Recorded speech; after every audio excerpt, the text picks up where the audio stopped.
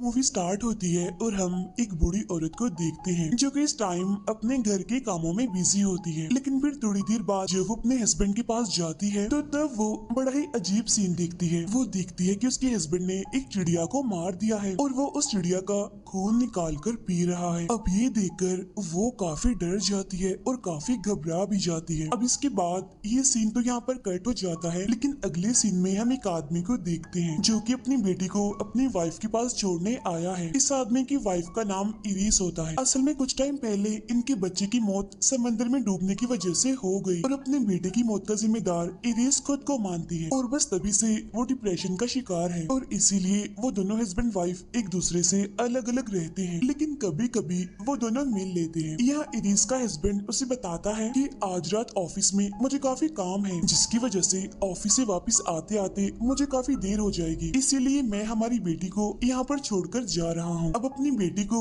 इरीस के पास छोड़ने के बाद वो वहाँ से चला जाता है। अब इरीस अपनी बेटी को लेकर एक एथलेटिक क्लब में पहुँचती है और यहाँ पर इरीस असल में सिक्योरिटी गार्ड की जॉब करती है और आज उसकी नाइट शिफ्ट होती है। इरीस यहाँ पर अपनी बेटी को बास्केटबॉल वाले हॉल में लेकर आती है और वो उसे कहती है कि तुम यहीं पर ही खेलना और कोई शरारत मत करना और यहाँ से बाहर भी मत जाना। ये बातें करते हुए वो अपनी बेटी को एक मोबाइल भी देती है ताकि वो उस क्लब में लगे सीसीटीवी कैमरा को मॉनिटर कर सके, या अगर उसकी बेटी को कोई भी प्रॉब्लम हो तो वो अपनी मदर यानी कि इरीस से कांटेक्ट कर सके। इसके बाद इरीस उसे वहीं पर ही छोड़कर वहाँ से चली जाती है, यानी यहाँ पर वो दोनों माँ बेटी एक दूसरे से अलग अलग हो जाती हैं। इरीस के जाने के बाद उसकी बेटी वहीं पर खेलने लगती है और खुद इरीस सीसीटीवी रूम में जाकर उन्हें मॉनिटर करने लगती है। फिर कुछ देर बाद इरीस की बेटी उसे याद करवाती है, मामा आज का दिन आपको याद है, आज मेरे भाई की बर्थडे है, यानी इरीस के उस बच्चे की जिसकी डेथ हो गई है। अब ये जानकर इरीस काफी दुखी हो जाती है। तभी इरीस को क्लब के बाहर से अजीब तरह की आवाजें आने लगती हैं और जैसे ही वो बाहर झांक कर देखती है तो वहाँ पर एक आदमी होता है जो किसी दूसरे आदमी को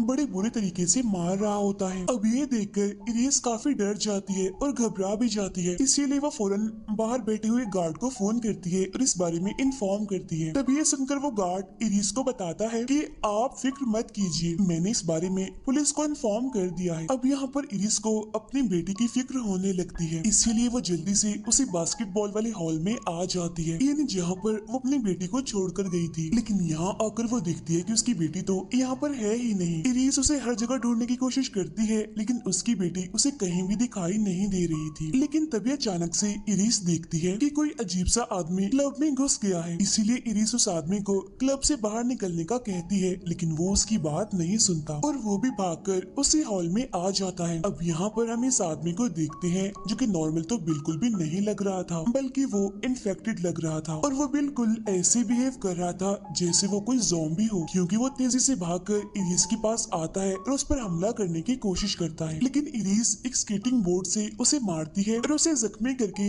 नीचे गिरा देती है। लेकिन वो आदमी दोबारा से उठता है और एक बार फिर से वो इरीस के पीछे भागने लगता है। अब इस वजह से इरीस काफी डर जाती है और जल्दी से ही वहाँ से वो निकल जाती है। वो एक रूम में आ जाती है और वहाँ के दरवाजे को अच्छे से वो बंद कर लेती है। फिर इरीस डोर के हॉल से बाहर देखती है जहाँ पर बहुत सारे लोग अजीब तरह से इधर उधर भाग रहे थे, साथ ही साथ वो सिक्योरिटी गार्ड भी वहाँ पर मरा हुआ पड़ा था। अब ये देखकर इरीस और डर जाती है। वो फौरन से सीसीटीवी कैमरास को चेक करती है ताकि उसकी बेटी को जल्द से जल्द ढूंढा जा सके और तभी उसे एक रूम में अपनी बेटी नजर आ जाती है, इसीलिए इरीस फौरन उस रूम में लगे हुए फोन पर कॉल करती है जहाँ उसकी बेटी भी कॉल पिक कर लेती है। यहाँ इरीस अपनी बेटी से कहती है कि बेटा मेरी बात गौर से सुनो, तुम्हें डरने की कोई भी जरूरत नहीं है, बस मेरी बेटी तुम उस रूम को अच्छे से लॉक करके रखना, बहुत जल्द मैं तुम्हें वहाँ से निकाल कर ले जाऊंगी।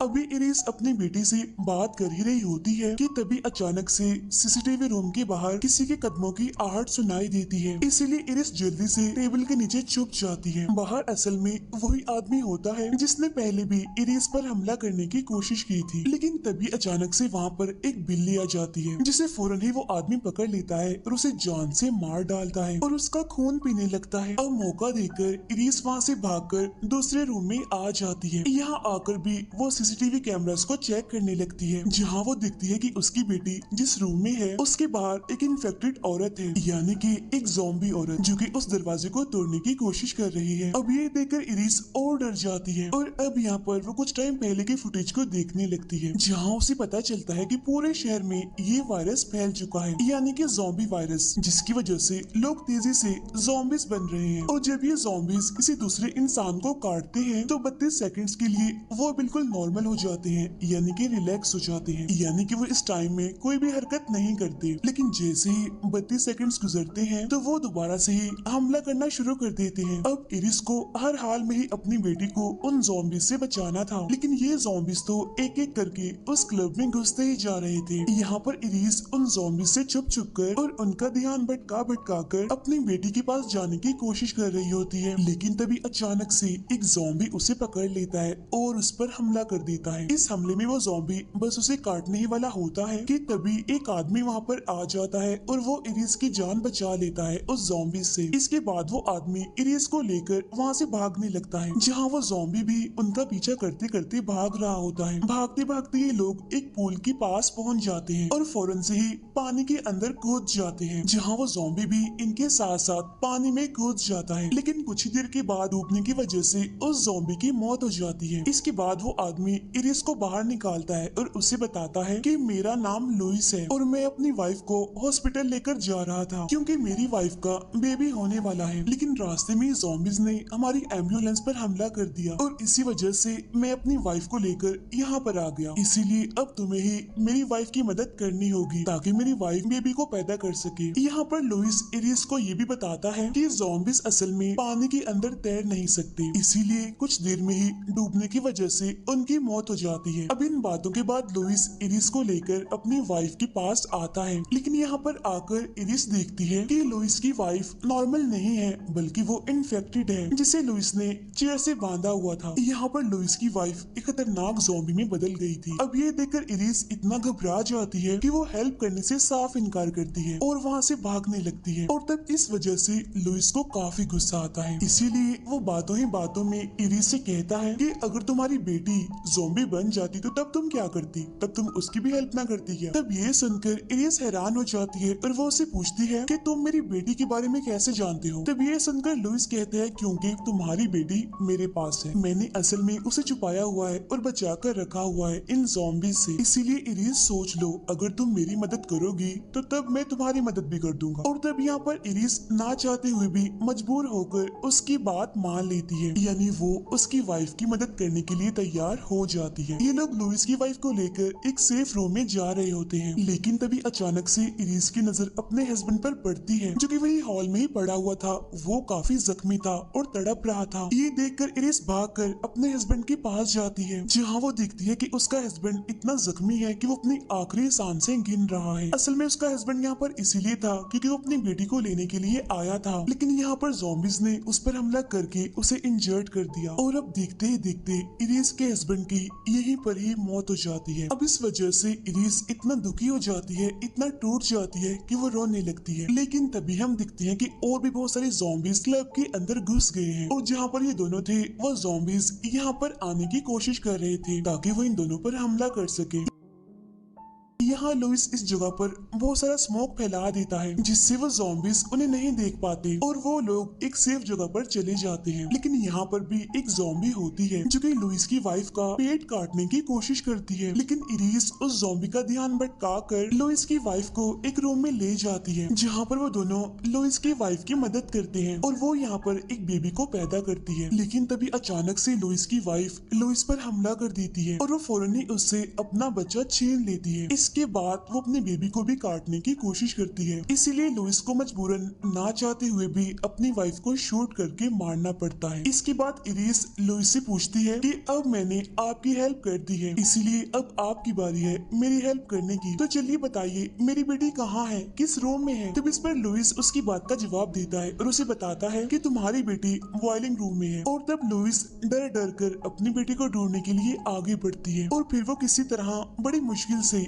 बॉइलिंग रूम तक पहुंच जाती है। यहाँ आकर वो दिखती है कि इस रूम में उसकी बेटी का बैग पड़ा हुआ है। साथ ही साथ यहाँ आसपास बहुत सारा खून भी फैला हुआ था। लेकिन तभी अचानक से इरिस की नजर आग पर पड़ती है, जहाँ आग में एक लड़की की डेड बॉडी पड़ी हुई थी जो कि बुरी तरह से जल रही होती है। अब ये देखकर इरिस काफी दुखी हो जाती है और रोने लगती है, क्योंकि उसे ये लग रहा था कि ये डेड बॉडी उसकी बेटी की ही है। इसके बाद इरिस वहाँ पर पड़ी हुई एक गन उठा लेती है। फिर वो खुद को शूट करके सुसाइड करने वाली होती ही है कि तभी उसे वहाँ पर एक चूहा दिखाई देता है, जो कि एक रूम का दरवाजा खुला होने की वजह से अंदर चला जाता है। इसीलिए अब इरिस भी उसके पीछे पीछे जाती है, जहाँ उसे उस रूम में उसकी बेटी मिलती है। यानी इसका मतलब ये था कि उसकी बेटी अभी जिंदा थी। उसे जिंदा देखकर इरिस काफी खुश होती है और उसे गले से लगा लेती है। दोनों माँ बेटी एक दूसरे से मिलकर काफी खुश हो जाती हैं और ये सीन काफी इमोशनल होता है। इसके बाद वो अपनी बेटी को लेकर वहाँ से जाने लगती है, लेकिन वहाँ हॉल में बहुत सारे ज़ॉम्बीज थे जो कि वहाँ पर खड़े हुए थे,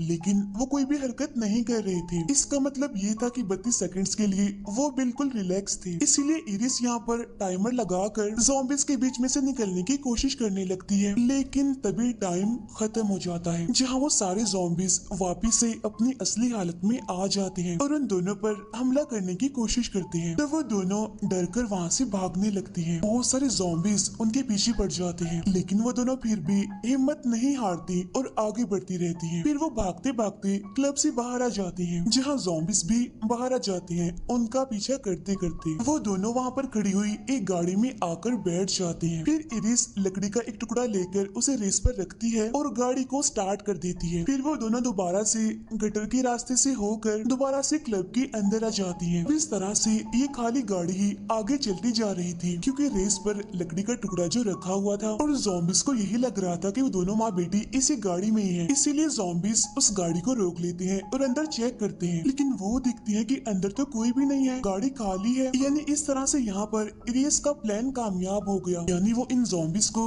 धोखा देने में सक्सेसफुल ही रही। इसके बाद हम इरिस और उसकी बेटी को देखते हैं, जो कि क्लब के अंदर होती हैं और आगे बढ़ रही होती हैं। जहाँ कुछ आगे जाने के बाद उन्हें लुइस मिलता है, जो कि काफी बुरी हालत में था। यहाँ इस टाइम लुइस के पास उसका बच्चा भी होता है। यहाँ पर लुइस इरिस को बताता है कि बाहर समंदर के पास मेरी एक बोट खड़ी हुई है, जिसके जरिए तुम यहाँ से भाग सकती हो, इस मुसीबत से निकल सकती हो। बस किसी तरह तुम यहाँ से निकलकर बोट तक पहुँच जाओ और बस फिर तुम बोट में बैठकर यहाँ से निकल जाना। अभी लुइस उसे ये बातें बता ही रहा होता है, तो तभी अचानक से वहाँ पर वही वाला ज़ॉम्बी आ जाता है, यानी जो मूवी के स्टार्ट से ही इरिस के पीछे पड़ा हुआ है। यहाँ पर इरिस उस ज़ॉम्बी को मारने की कोशिश करती है, लेकिन वो ज़ॉम्बी उसे ही नीचे गिरा देता है। लेकिन जैसे वो ज़ॉम्बी इरिस पर हमला करने की कोशिश करता है, तो इरिस की बेटी एक स्टेपल गन उठाती है और वो उस ज़ॉम्बी को शूट करके मार देती है। इसके बाद वो दोनों दोबारा से उठती हैं और लुइस के पास जाती हैं, लेकिन वो देखती हैं कि लुइस अब मर चुका है। फिर इरिस उसके बच्चे को उठाती है और ये दोनों एग्जिट डोर के पास जाती हैं। फिर वो दोनों किसी तरह यहाँ से बाहर निकलकर बोट की तरफ जाने लगती हैं, लेकिन तभी हम देखते हैं कि बहुत सारे ज़ॉम्बीज भी यहाँ पर उनके पीछे भाग रहे हैं और जितनी भी बोट्स हैं उन सभी को आग लगी हुई है। इसका मतलब ये था कि यहाँ से निकलने का उनके पास कोई भी रास्ता नहीं था। और अब यहाँ पर ये सवाल रह गया है कि इरिस और उसकी बेटी क्या यहाँ पर सरवाइव करेंगी या वो भी इन ज़ॉम्बीज के हाथों मारी जाएंगी। अब इसी सवाल और कंफ्यूजिंग एंडिंग के साथ ही ये मूवी यहीं पर एंड हो जाती है। Thank you for watching.